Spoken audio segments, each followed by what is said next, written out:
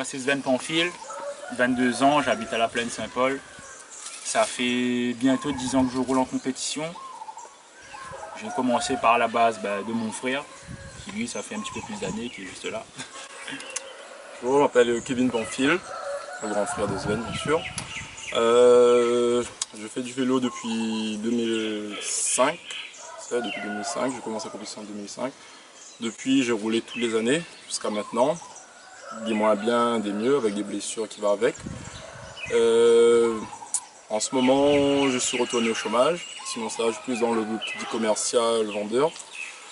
Et lui, quand il rentre au chômage, moi je trouve un travail. Ça fait bientôt 4 mois que je bosse chez Culture Vélo Réunion.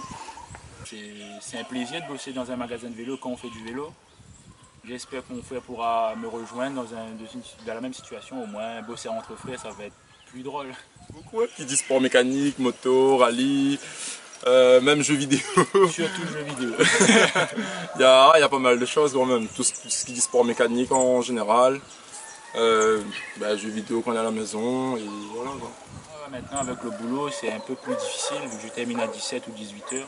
Et bon, je trouve toujours un petit temps pour faire un peu de pédalage, un petit footing quand il y a le temps. Mais on va dire, comparé il y a 2 ans, je m'entraîne plus vraiment en fait. L'entraînement c'est un gros mot. Là on fait juste un peu de vélo, un peu de footing, un peu de cardio, mais pas plus. C'est pas le truc principal que je fais. Cette année, bon, le 31 décembre, pour 2018, pas d'objectif, on va dire, pas trop, parce que bon, on va dire l'année prochaine, ça va être compliqué, il y a pas mal de choses à faire.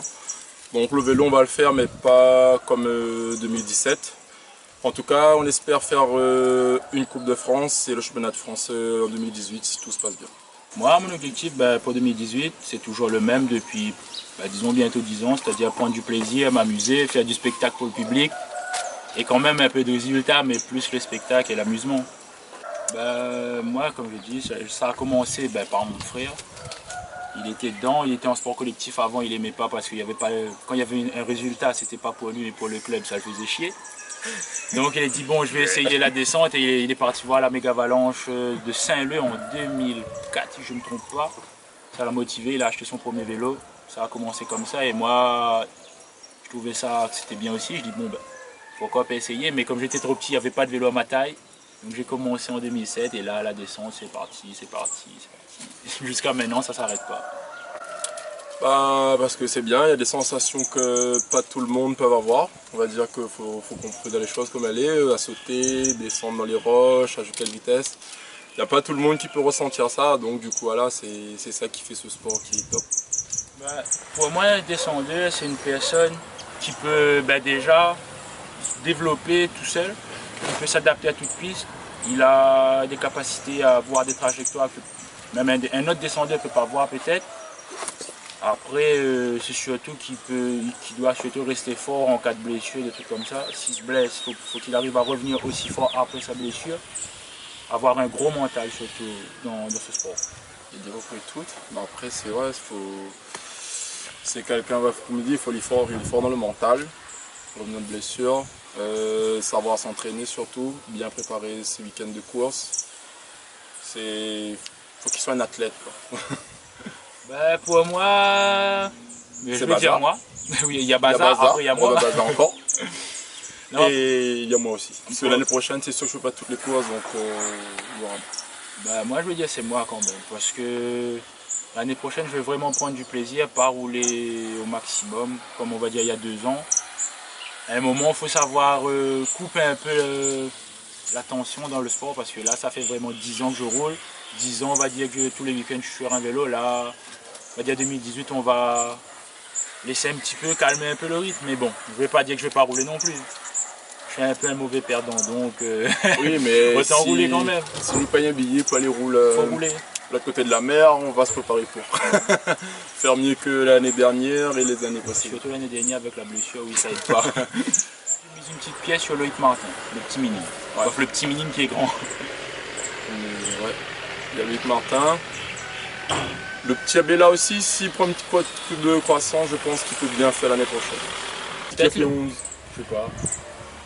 Et le 11. Le 11, c'est Laurent. Didier, mais quoi. Ah oui, Ouais. c'est un gars bizarre aussi. Il y a un gars bizarre, mais il est pas loin en fait.